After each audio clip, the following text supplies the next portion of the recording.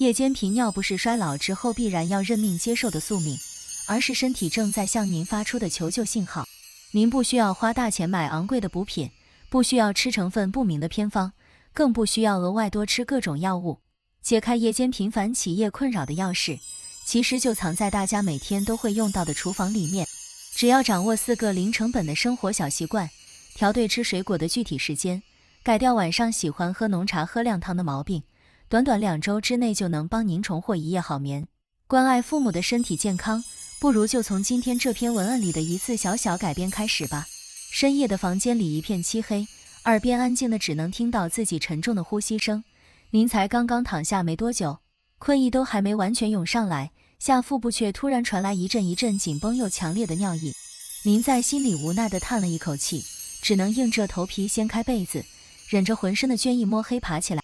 屋子里的空气冰冰凉凉，双脚一踩上地面，一股刺骨的寒意立刻顺着脚底板直往身上钻。您的双眼昏昏沉沉，眼前一片模糊，只能伸出手小心翼翼地扶着墙壁往前走，一步一步走得极其缓慢，心里还在不断祈祷着千万不要滑倒跌伤。好不容易晃晃悠悠走到卫生间解完小便，再拖着疲惫不堪的身体折返回卧室。可是当您重新躺回床上，拉上被子的时候，原本的那点困意早已散得干干净净。您在床上翻来覆去，怎么躺都觉得不舒服，眼睛直勾勾地盯着漆黑的天花板，耳边只有墙上始终滴答滴答走动的声音。您就这样眼睁睁看着窗外一点点变亮，心里既焦虑又无奈。好不容易熬到了天大亮，整个人却像是一整晚都没睡过觉一样，头脑昏沉发胀，浑身酸痛乏力。白天做事情完全提不起精神，甚至家人关心的多问您2句，心里就会莫名其妙冒出一股烦躁的火气。如果您也经历过这种深夜里的折磨，深受夜尿和失眠的双重困扰，欢迎在评论区打出一个我字。这不仅是一次简单的留言互动，更是想让您心里清楚，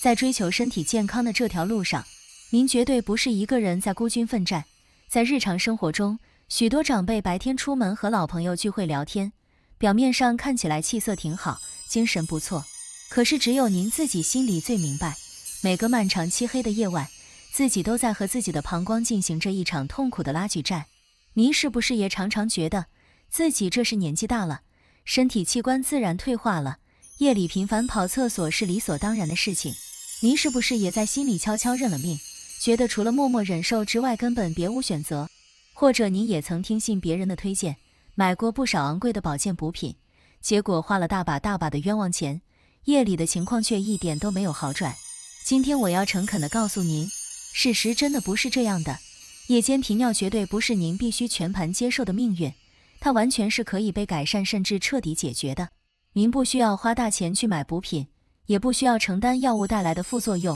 最有效的解决方案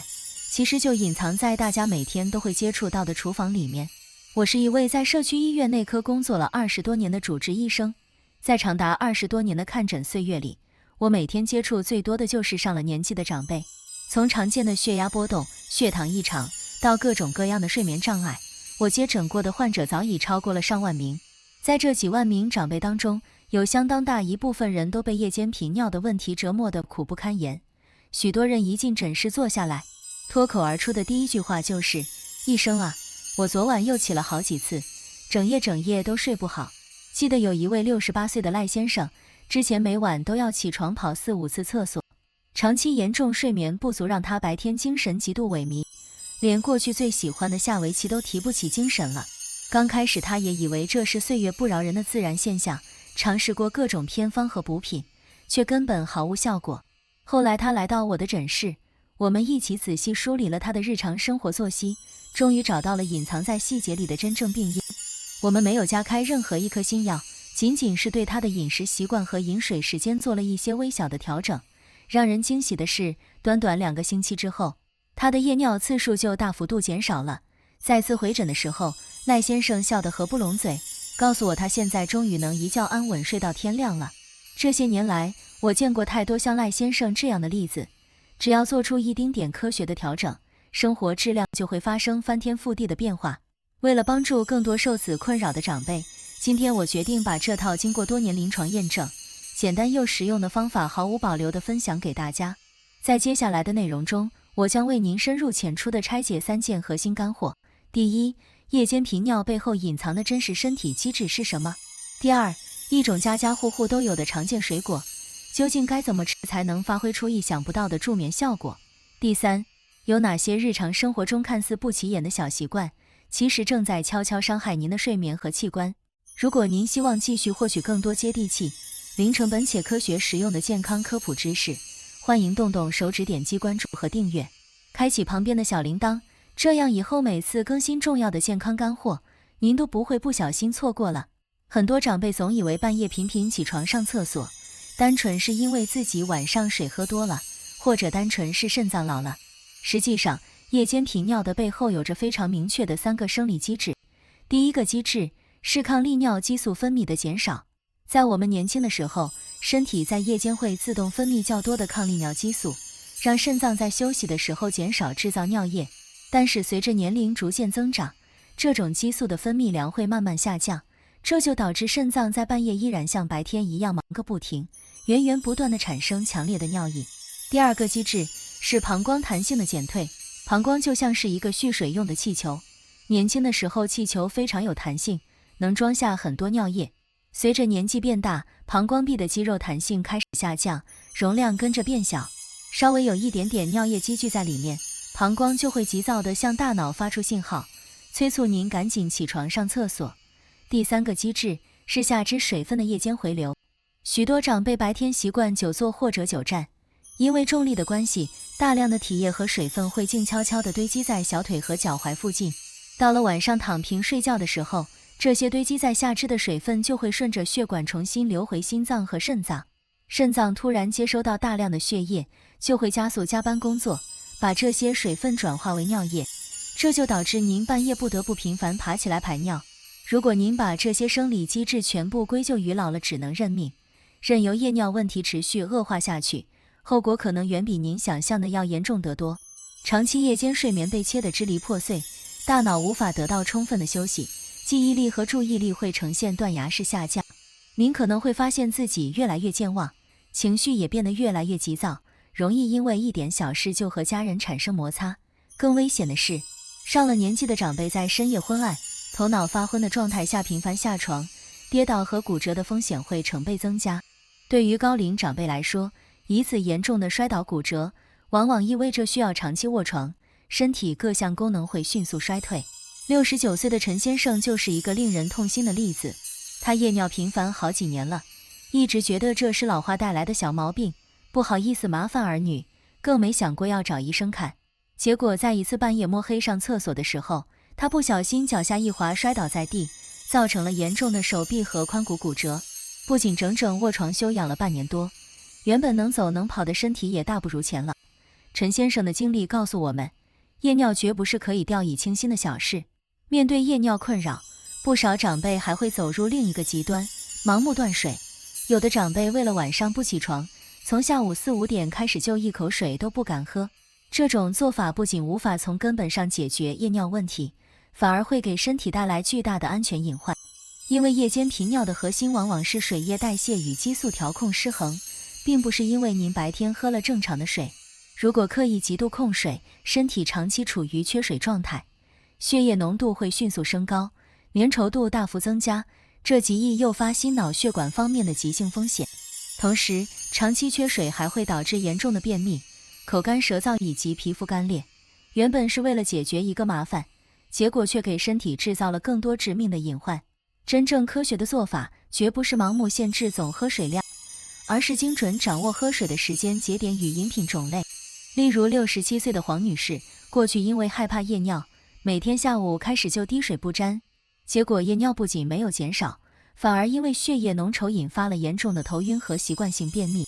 直到她纠正了错误的控水观念，学会了科学分时段饮水，身体的各项不适才终于得到了根本性的缓解。根据权威卫生机构的统计数据显示，在65岁以上人群中，有超过70%的人深受夜间频尿的折磨，而到了80岁以上，这一比例更是高达80%以上。这意味着夜尿是一个极其普遍的健康痛点，正视它，用科学的方法解决它，才是对待身体最负责任的态度。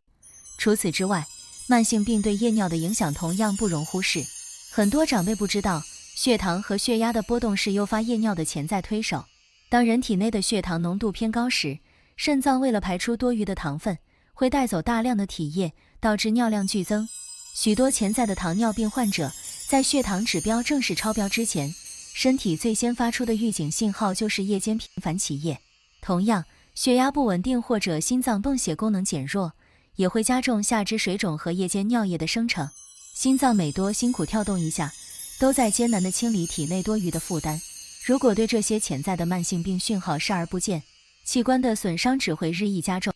为了帮助大家早发现、早干预，我为大家总结了4个极易被忽视的身体早期警讯，请大家仔细对照自己的身体状况。第一个警讯是小腿或脚踝出现凹陷性水肿，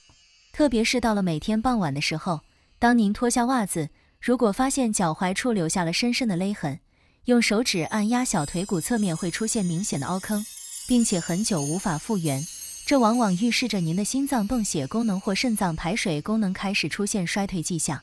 68岁的张先生早前就发现了这个现象，起初他以为只是自己站立时间太长，并没有放在心上，直到后来夜尿演变成一晚要起床4、5次，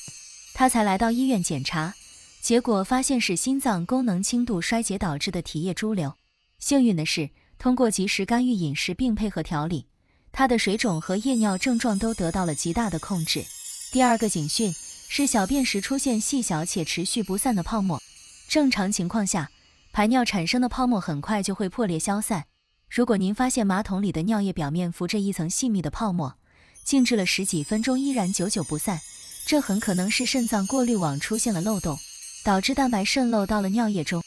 72岁的许先生就曾忽视了这个细节，他发现泡沫尿后一直没跟家人说，直到夜尿频繁且伴随全身乏力才来就医。检查显示他的肾功能已经受到了损伤，好在发现还不算太晚，通过规范的饮食调整和生活干预，他的肾脏指标终于慢慢稳定了下来。肾脏是个不会喊痛的器官，我们必须时刻留意这些微小的信号。第三个警讯是半夜经常被极度的口干舌燥闲醒。如果您半夜总是因为嘴巴干得像要冒火而醒来，迫不及待地喝完水之后，没过多久又被尿意憋醒，从而陷入口干喝水起夜再口干的恶性循环。这种现象往往与体内的血糖波动密切相关。65岁的吴女士就深受其苦，半年来她每晚都要被干醒好几次，以为是家里空气太干燥，直到抽血化验才发现自己的空腹血糖已经严重超标。在重新调整了晚餐结构并控制血糖后，她半夜极度口渴和频繁起夜的问题才得到了彻底解决。第四个警讯是白天出现异常的嗜睡与严重打鼾。明明晚上在床上躺够了8、9个小时，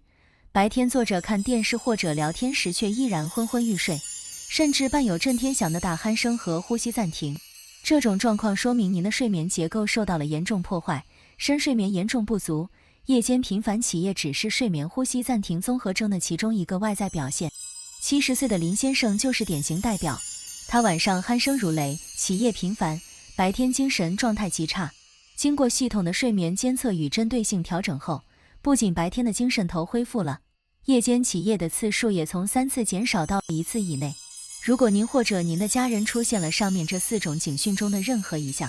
请在评论区打出对应的数字，我会根据大家的留言反馈，在后面的内容中做更有针对性的解答。在此我也想顺便解答长辈们最常问的2个困惑。困惑1：夜尿多真的只是小毛病，忍一忍就过去了吗？答案绝对是否定的。夜尿频发往往是身体内部器官功能改变的窗口，盲目应忍只会让小毛病拖成大风险。困惑2：年纪大了身体有毛病很正常，不需要瞎折腾吧？事实上，越早通过生活细节进行干预，越不需要依赖复杂的治疗。早一天调整，就能早一天享受到高质量的睡眠。掌握了病因与警讯之后，接下来就是最核心的干货部分。我为您总结了4个完全不需要花钱，在家里就能轻松做到的生活小习惯。建议您可以先选择其中最容易做到的1、2项开始尝试，循序渐进地改善身体状态。第一个方法是精准掌握吃香蕉的时间与分量。香蕉是一种家家户户都非常常见的普通水果，但它的吃法却大有讲究。建议大家选择在下午5点到6点之间，或者在晚餐结束后1小时左右，食用1根中等大小、外皮带着少量黑色斑点的熟香蕉，分量严格控制在1根即可，千万不要贪多，因为熟香蕉中含有极其丰富的钾元素和镁元素，这2种矿物质是天然的神经肌肉放松剂，能够有效舒缓紧张的神经，平抑血管张力，同时还能显著减少夜间抽筋的概率。66岁的杨先生过去习惯在晚上吃高糖甜点，睡眠质量一直很差。后来他听从建议，改为傍晚吃1根熟香蕉，并调整了饮水习惯。仅仅坚持了3个星期，他夜间起夜的次数就明显减少，白天的精神面貌焕然一新。需要注意的是，香蕉一定要常温食用，尽量避免食用刚从冰箱里拿出来的冰镇香蕉，以免刺激肠胃。第2个方法是傍晚之后严格避开高水分与偏酸的水果，像西瓜、哈密瓜、凤梨、柑橘以及葡萄柚等水果，虽然口感爽口，但它们要么水分含量极高，要么含有较多的有机酸。傍晚或晚餐后食用这些水果，相当于在短时间内向体内灌入大量水分，极大地增加了肾脏的排水负担。同时，酸性成分还会对敏感的膀胱黏膜产生物理刺激，诱发频繁的尿液。如果想吃这类水果，请务必安排在正午或下午2点之前。69岁的刘女士以前特别喜欢在晚餐后吃1大盘冰镇西瓜，结果每晚都要折腾起夜4、5次。当她把吃西瓜的时间改到中午，晚餐后彻底戒断高水分水果后，半夜起夜的次数直接降到了仅有1次，睡眠质量得到了质地飞跃。第3个方法是晚餐过后改喝温开水，坚决关停晚间茶饮与咖啡。许多长辈习惯在晚餐后泡上1壶浓茶，边看电视边品茶。然而，无论是绿茶、乌龙茶还是红茶，其中所含的茶碱和咖啡因都具有强烈的利尿作用，它们会刺激肾脏加速滤过尿液。您喝进去1杯茶，身体排出的水分可能远不止1杯，这就直接导致了半夜频繁被尿意憋醒。建议大家把喝茶和喝咖啡的时间严格限制在下午2点之前。晚餐过后，如果感到口干，只需小口慢饮少量的温开水润润喉咙即可，切忌大口暴饮。71岁的薛先生过去有晚饭后喝浓茶的习惯，每晚都要起夜3、4次，在将喝茶时间提前到午后，晚间改喝少量温开水后，短短10天时间，他夜间起夜的次数就减少到了双位数以下，连带老伴也终于能睡个安稳觉了。第4个方法是重塑晚餐烹饪习惯，减盐减汤，减轻器官负担。如果您晚餐吃的口味偏重，摄入过多的盐分和酱油，身体为了稀释血液中过高的钠离子浓度，就会自发产生强烈的口渴感，迫使您大量喝水，进而导致夜间尿量暴增。此外，晚餐时大碗喝炖汤、骨头汤，本质上也等同于在睡前大量饮水。建议晚餐烹饪尽量保持清淡，遵循少盐少油的原则。对于汤品，尽量做到吃菜少喝汤，或者只用小碗浅尝几口即可。睡前如果觉得嘴干，含1小口温水慢慢咽下即可，绝不要整杯灌下。67岁的蔡先生过去晚餐必须喝2大碗浓浓的排骨汤，在调整为只吃汤里的蔬菜和瘦肉，极少喝汤后，配合清淡饮食，他的夜尿问题得到了根本性的改观。蔡先生的老伴打趣说，现在家里终于恢复了久违的夜间平静。为了方便大家记忆，我把今天讲的所有核心干货归纳总结为以下3句话。第一，夜间频尿绝对不是衰老认命的必然结果，了解背后的激素与器官机制，就能找到科学的破解之法。第二，盲目断水或者轻信成分不明的昂贵补品不仅毫无效果，反而可能引发脱水与心脑血管风险。第三，调对吃香蕉的时间，避开晚间高水分水果与浓茶，坚持晚餐少盐去汤，这4个零成本的小习惯就能帮您找回深度睡眠。如果您已经开始尝试其中某一个方法，欢迎在留言区留下您试的是哪一种。您可以打上香蕉或者少喝茶，也可以打上清淡饮食或者少喝汤，让我知道您正在为自己的身体健康做出积极改变。您的一条简单留言，很可能就会鼓励到其他还在犹豫不决的长辈。毕竟看到大家都在一起努力，自己也会更有坚持下去的动力。在文章的最后，我想和大家分享一个发生在社区门诊里的真实温馨故事。前段时间，有一位叫洪小姐的女士来到诊室，他的父亲被严重的夜尿困扰了很久，每晚起夜4、5次，白天精神萎靡，甚至连最喜欢的晨练都不愿意去了。父亲性格固执，总觉得这是老毛病，不好意思给子女添麻烦，面对女儿的劝说也总是敷衍了事。洪小姐没有多说什么，只是把科普内容转发给了父亲，并附上了一句话：爸，您抽空看看这个，对我挺有启发。父亲点开仔细看完后，被里面的科学道理说服了，他开始主动按照建议调整晚餐的盐分，不再喝晚茶，傍晚也开始坚持吃1根香蕉。没过多久，父亲高兴地打电话给女儿，说自己现在整夜能睡得又香又沉了。前几天父亲回诊时，还特意拉着我的手道谢。他说如果不是女儿转发的那条消息，自己可能还要默默承受漫长无眠的折磨。其实，长辈们往往不是不愿意改变，只是缺乏一个科学、温和的契机。有时候，一句简单的爸妈，您看看这个，就是子女表达爱意与关心最贴心的桥梁。如果您身边也有正在被夜尿和睡眠折磨的家人或老朋友，请毫不犹豫地把这篇文章转发分享给他们。也许您这一个顺手的分享动作，就能帮他们摆脱多年的痛苦。如果您对今天分享的方法还有任何疑问，或者在实践过程中遇到了什么问题，欢迎随时在评论区留言，每一条留言我都会认真阅读并尽量给予解答。如果您觉得今天的内容对您和家人有所帮助，请点赞并关注我们，开启小铃铛。在下一期内容中，我们将深入探讨一个大家极其关心的话题：